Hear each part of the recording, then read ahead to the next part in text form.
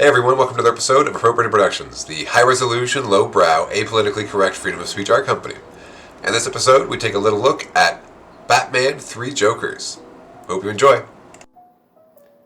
And here we have Batman 3 Jokers. This was one amazing ride. I thought it was quite a series. I was pretty satisfied with it overall. Let's jump right in. First, jumping right in. The art is just spectacular. This fellow right here, Jason Fabok, I'm not exactly sure. This guy became legendary in my mind. This is some of the best artwork I've ever seen in a comic book. There must be like 16 different covers this guy did for 3 different issues. It's a 150-page story, so each issue is about 50 pages. Jump right in. The Batmobile shows up, knocks over the gravestone, the headstone of one or both of his parents. I think it's both of his parents. He's messed up. He's in big trouble. That glare is going to be a disaster. He makes his way through the Batcave. He's getting his blood everywhere. His suit's undressed. He's getting surgical medical attention from his butler, Alfred. Showing the damage. This was an umbrella this time. Shows the injury to his back that Bane made. The burn mark made by the Riddler. Claws by Catwoman. And just look at the artwork. I mean, come on. Spectacular.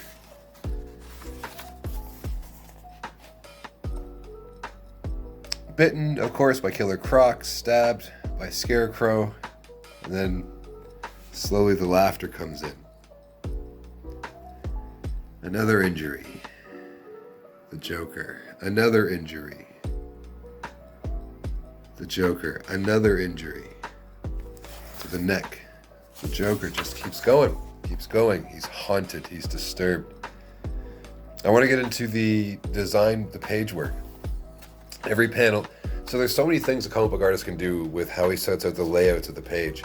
Jason Fabok, I'm going to destroy this video with this last name. Every page is a grid of 6 or 9 or something of this structure. So it's always going to be 3 by 3 by 3, and sometimes this is broken out. It doesn't seem like a big deal, but the pacing of the panel layouts is just such a... You can keep the story going at a nice casual pace. And then when you want to really pick it up, you can do that. It's just probably the most flexible layout structure that I've come across yet. The first time I noticed it was in The Watchmen. Dave Gibbons, I'm pretty sure his name is, did just amazing work in that story. And it was the layouts that really drew me in at the end of the day. Which doesn't sound like much. The guy's artwork is spectacular. This guy's is some of the best finishes I think I've ever seen in my life. But it's the layouts that tell the story. In a way, the layouts tell the story almost as much as the images inside the layouts. The words are just an afterthought if you're a visual person. So here Bruce is reliving his worst memory, his most definitive moment, as Alfred stitches him back up. Meanwhile, here's Barbara reliving her worst moment, one might assume, when she was messed up by the Joker, paralyzed. And taken while paralyzed. And here's the shot. What a creepy bastard. What a horrible, nasty, creepy bastard. And here's the third character of our story, the Red Hood, who is the second person in the Batman run to hold the Robin title. And it ends very poorly for that Robin. The first Robin he retires and becomes Nightwing. He's been all kinds of different roles. He's led teams. The second Robin was a bit of a scoundrel. The first Robin joined because Batman picked him up because his father was murdered at a circus. The second one, Robin, this guy, Jason Todd, his name is, was picked up. I make it sound like Batman's driving around the street looking for Robins. That's naughty. He was I think he robbed Batman's tires, stole the tires off the Batmobile. And Batman was impressed with his skill set and hubris or something like that. This chutzpah. So he recruited this guy into becoming second Robin, and this is how his story ends. He ends up surviving through a twist of fate, but for 15 or 20 years or so, the story was that the Joker murders the second Robin, and brutally, with a crowbar, paralyzes him and just beats him until he can't move, and then blows up the warehouse he's in. And this is the effect that's left on him. He's not a happy fellow, this Jason Todd fellow. And then they go to the next scene is at a warehouse where the Joker was supposed to have been found the first time when he went from Red Hood to Joker. He was dropping a vat of chemicals like in that first Batman movie with Jack Nicholson. And there's 3 of them here for some reason. Batman's trying to put together the clues to deduce the mystery and find a solution. The Joker's always a disaster. Batgirl shows up, and one of the victims survives. They're escorting the ambulance to the hospital to make sure that the victim survives the trauma as well. And Red Hood doesn't care too much. Look at the design, the detail in the face here. Really, really, this guy is an amazing artist. Jason Fabok, Jesus.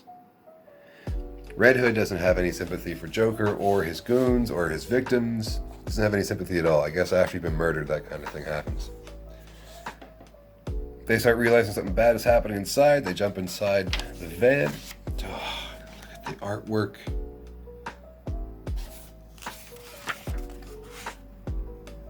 A short little skirmish ensues between Batman and the Red Hood. This is a nice little cut.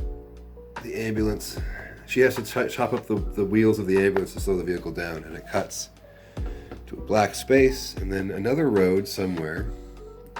This raccoon senses trouble, decides better against it, runs off. And it looks like, yeah, somebody aimed for that raccoon. Joker's having a great time. Joker's having a great time. This is what the Joker loves doing. He knocks on the door and is answered by another Joker. Trucker Joker, the messing up Commissioner Gordon's daughter Joker. We'll leave it there. And here's a third Joker. Thus, 3 Jokers. This blew my mind. What if there are multiple Jokers going around? And the whole purpose of the story is that these 3 Jokers want to collaborate to make a better Joker.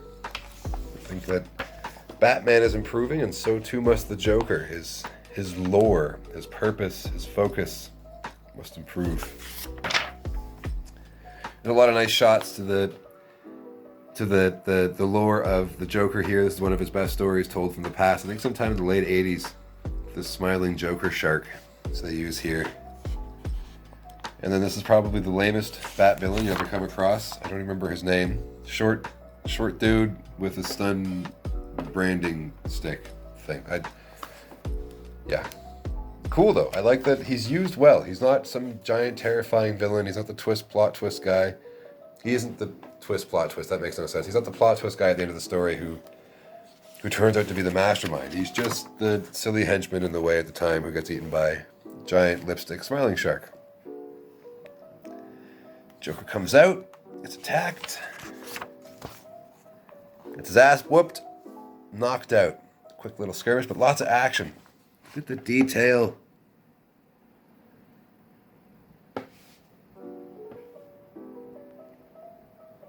Look at the work here. I'm so impressed with this guy's work.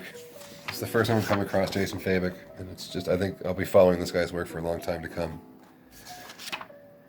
And here's the crazy thing. Joker's saying, sooner or later I'm going to get out of this. Doesn't matter what you decide here. Your judgment is hollow and useless. I'm going to get out. I'm going to do this again. Jason Todd, having already been effectively murdered by the Joker, says he's right. And this is crazy. This was crazy.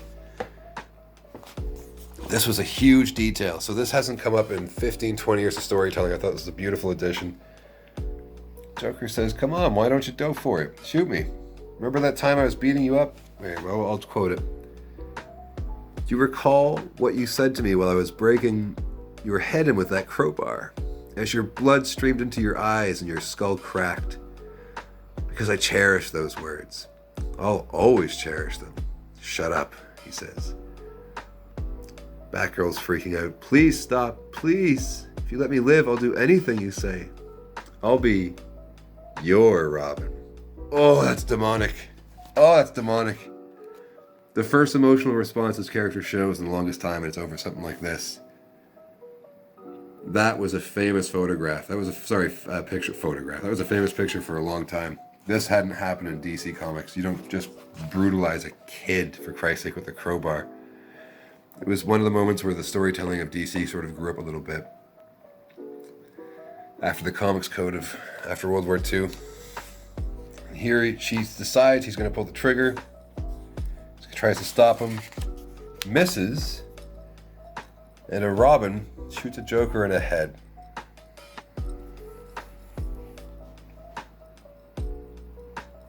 Look at the pacing. It's like time freezes, you know?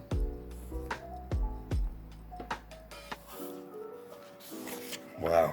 That's the end of issue 1. And my mind at this point was blown. What is going on? 3 Jokers. Right into issue 2. And here's Joker having a nice meal with his family. We don't know what's going on here. Has he kidnapped the family? Is he holding them hostage? As it turns out, no, he's having a delusion at dinner. He wants some company and just makes believe that the stuffed bear and the statue thing, the mannequin, are actually, people.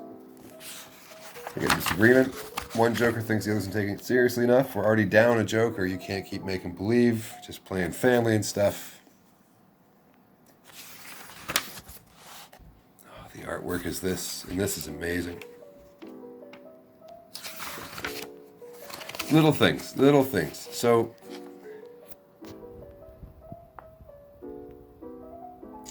the glare's messing it up a little bit. Look at the detail of this action scene. The boxes in the air are all in just the right place. The movement, the angle of the car is tilted just a little bit to show the turn. This guy took a lot of time making sure that everything in the picture was set up. It's balanced properly. The gravity in the picture is working. There's science happening in the background that you don't have to pay attention to. There's no part. When you're watching a movie and something in the background doesn't make any sense scientifically, and you have to ignore it. This artist put all of the work in beforehand, so your brain can just pay attention to the story. It doesn't get distracted by little things. I could ramble on for 20 minutes about this single picture. This is a huge deal panel. They're in an argument here because Batgirl thinks that the Red Hood should face more consequence for having just shot the Joker in the head, and Batman doesn't know what to do about it. He figures if he goes to court, Batgirl has to go to court too, their identity will be revealed. He's put everybody in a tough pickle here. Meanwhile, the Red Hood's going around looking for the trail to pick up on the Joker himself. Batman goes to visit Joe Chill, who's apparently tied up in the Joker's plans. Something's going on. Joe Chill turns out to be dying from cancer, I think it is. Yeah, stage 4 cancer. Zoom in. There we go. Oh, this scene blew my mind. So, the Red Hood gets there first. He finds clues leading to the Joker. And of course, something totally demented and twisted and fucking disgusting is going on. Just deranged. Something straight out of a horror movie. Rob Zombie meets Alfred Hitchcock. And then one of them survives. It's always one of them. He's a living horror movie, this character. When he's written properly, he gets right under your skin. Speaking of which, getting under skin. Helmet is dropped ominously, and those famous iconic red gloves pick him up. Here we have Jason Todd tied up again at the Joker's mercy, such as it is.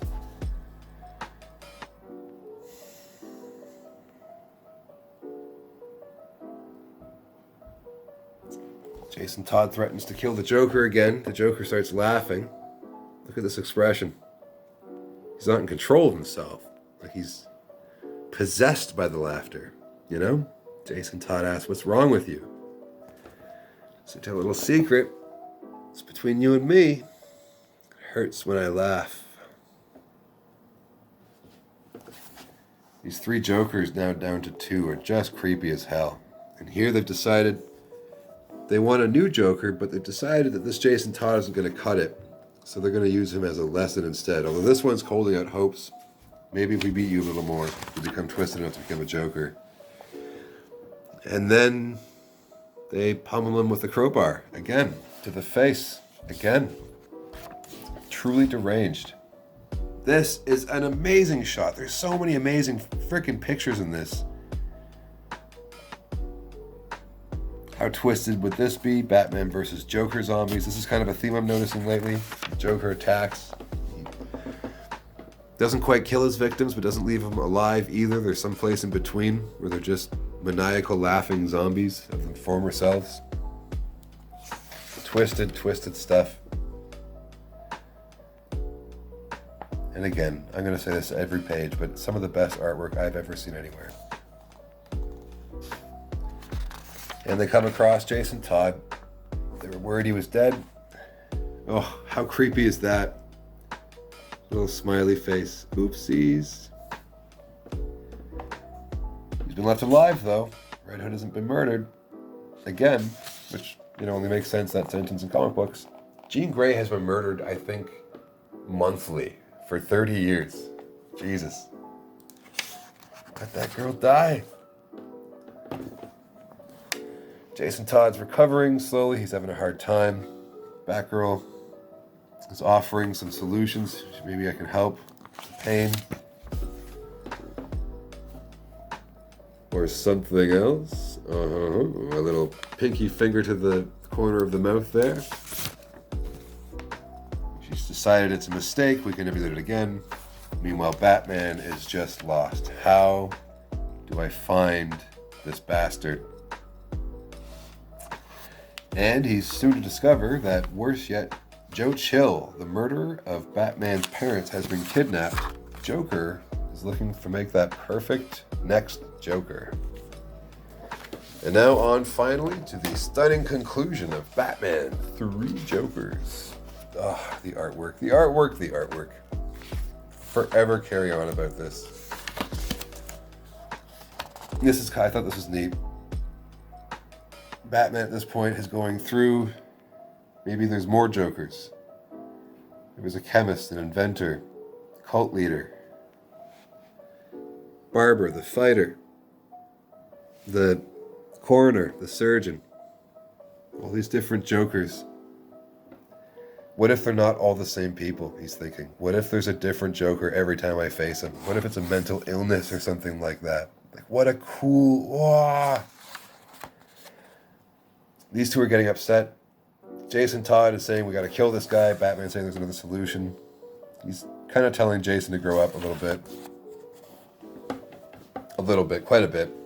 But doesn't know how to do it exactly because, he was murdered by the same mistake. So Jason's kind of got... He's not on sound footing, but he's got one foot that is very well placed. This.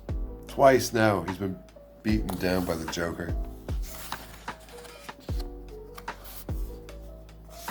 Batman's just finding out that Joe Chill is missing. Where can he be? Gotta track down this Joker is out of hand compared to the previous ones. And as has been happening quite frequently lately, Joker wants the final showdown to be in a theater. He knows about Bruce's past. I thought this was a nice touch. He just kind of points upwards. That's your route.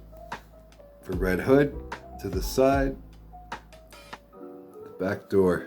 Batman takes the front. This was nice. This page was done so nicely. Not a word spoken. And then On this page, Batgirl is at the top, Red Hood, Batman, and then here, it's all the way to the left, Batgirl, Batman, Red Hood. It's just a nice little elegant setup to the layout. And of course, Joker has a movie he's put up, rubbing Joe Chill in Batman's nose. Joker's attack everywhere. And here's Joker's final gambit. He's going to murder the guy who murdered Batman's parents. And because Batman opposes all the murder for everybody, regardless of their background, he has to stop this, but Joker's come prepared. This is a very compelling argument right here. This is always carry a big stick when you fight a Batman.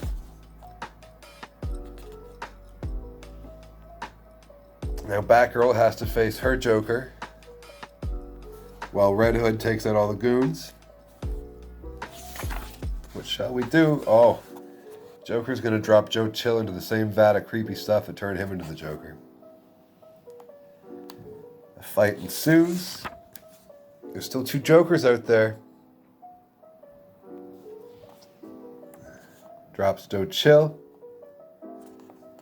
Batman saves him. Comes back up again. He's going for the final fight. Oh, wait, sorry. He drops Joe Chill over here and he's saved. First, there's the daring fight on top of the scaffolding. This is slick. I like this. The Joker bullet gun. The Joker bullet camera. All these silly little gimmicks and pranks. Batman here, he saves Joe Chill. Got a lot of the game there. Knocks Joker out in the same gambit. Look at this action page. Wow. Wow. It's like he combined Dave Gibbons with Jim Lee to make his own style. It's just amazing.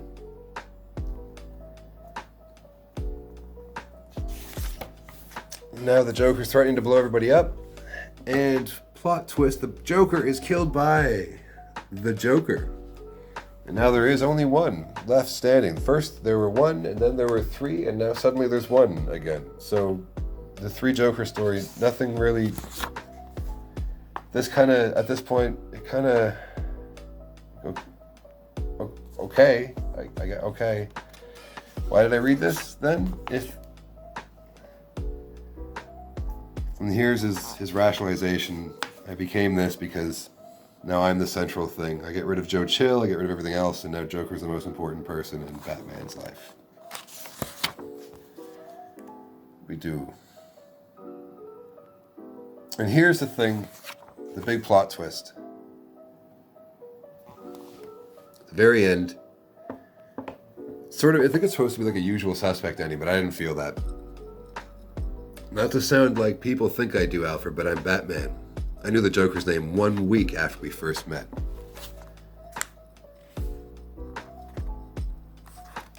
One week. Like, he's been trying to find out this guy's name. There are so many amazing images and pictures and entire comic books based around a single image of Batman in the Batcave, surrounded by different computer screens, trying desperately to deduce or piece together the mystery of who this Joker character is. So many storylines, so much lore built up over periods of the 60s, I think? So we're 60, I'm good at math, you can tell. 60 years in. 60 years. That one sentence, if we take it, if we're going to use this story, 60 years of storytelling have just been sort of, whatever, baby with the bathwater, Just chuck that out. And it's done to set up, as it turns out, Joker's wife never died. She was pregnant. She makes it out. Joker has a wife and a son somewhere. Batman's known this whole time. And that's the ending. Nothing was resolved really with the Joker. The three were now one again, so no change happened there. This isn't the kind of thing that Jeff Johns, the author of the story, would usually do. This guy is some of the best of the best of the best of a single writer. That sentence wasn't wholly reasonable. This guy is one of the best writers in the entire industry, which means he's a top line guy as far as storytelling goes. I suspect after reading this that he wanted to do a project that had to do with three Jokers, and the editor said, well, by the end of it, we only want one Joker again, but we want to have a Joker son and wife for the Son of Joker stories to come in the future. And so Geoff Johns was sort of trying to tell the best. I'm just guessing here. I'm just positing. My guess is that the story ended the way it did because it went such a U-turn. It was one of the best stories I think I've ever read in modern time, right up until the ending. And I just sort of felt like a really old and stale whoopee cushion had been let off in my face for 6 or 7 straight minutes. Just sort of, you know? Did it make me angry? It just sort of, all right, I'll just make some food, I guess. It didn't leave any sort of... A great story feels like it's added something permanently to the lore, and this just felt like, I don't know, sprinkles and not the ice cream, you know? As far as the ending goes, the storytelling itself was amazing. The pacing was amazing. I was terrified for the Red Hood throughout.